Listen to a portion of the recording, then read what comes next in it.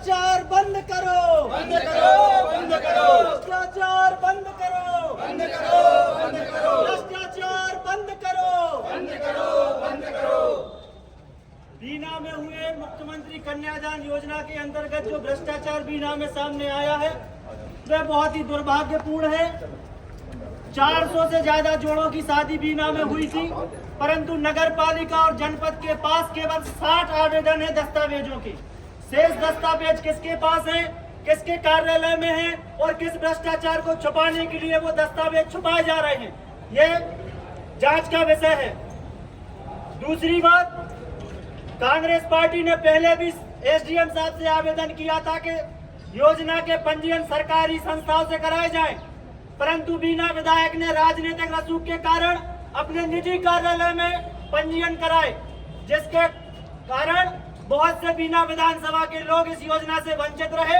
वहीं भारतीय जनता पार्टी के नेताओं और कार्यकर्ताओं को और अपने निजी लोगों को लाभ पहुंचाने के लिए, राशियों का लाभ पहुंचाने के लिए, योजना का लाभ पहुंचाने के लिए कई जोड़ों की शादी दो कराई गई, 2 बार शादी हुई है। हमारे पास तथ्य है कि जिन लोगों की शादियां पहले बड़े बड़े गार्डनों से हुई थी, जो संपन्न परिवार से ताल्लुक रखते हैं, उन्होंने इस योजना का लाभ लेने के लिए पंजीयन कराए। जांच का विषय यह है कि पंजीयन कराने के लिए जो दस्तावेज जरूरी होते हैं, क्या आपने पंजीयन करता जोड़ों के अविवाहित सर्टिफिकेट की जांच की?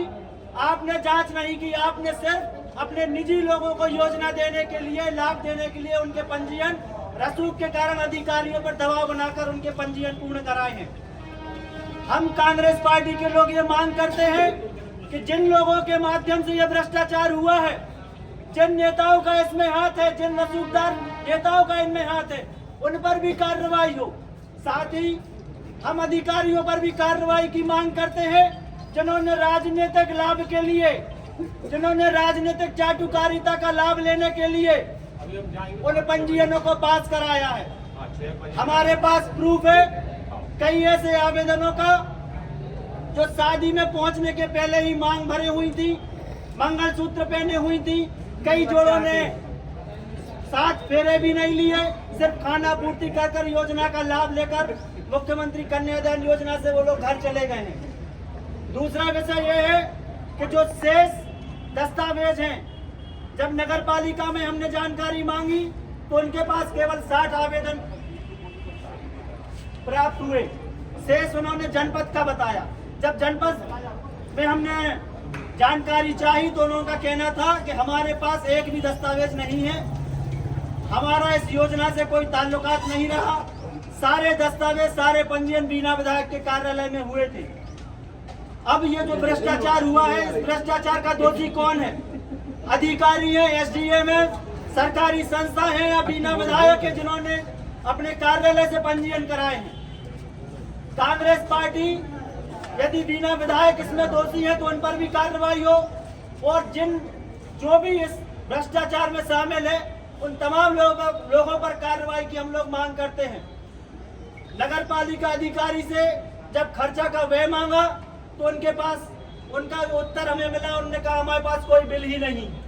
इतना बड़ा योजना, इतना बड़ा कार्यक्रम हो गया, आपके पास कोई बिल ही नहीं है। जो 6000 रुपए सेवाओं के लिए काटे गए, 6000 रुपए, 400 जोड़ों के 24 लाख रुपए मिले, उन 24 लाख का क्या हुआ? दूसरा प्रश्न, बीपीसीएल के माध्यम से जो सामग्री बांटी गई वह खर्चा किसके पास गया?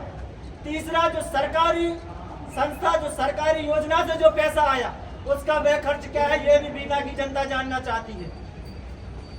हम एसडीएम साहब से और कलेक्टर महोदय से ये निवेदन करना चाहते हैं कि मुख्यमंत्री कन्यादान योजना का जो घोटाला है ये सिर्फ बीना में नहीं हुआ है, ये प्रदेश स्तरीय घोटाला है। हम तहसील से ये मांग करते हैं कि आप हमें दस्तावेजों के रिकॉर्ड दिखाएं, किन किन लोगों के दस्तावेज सही हैं और किन किन लोगों के दस्तावेजों में अपूर्ति है, वे भी आप शामिल करें, उन पर जांच करें।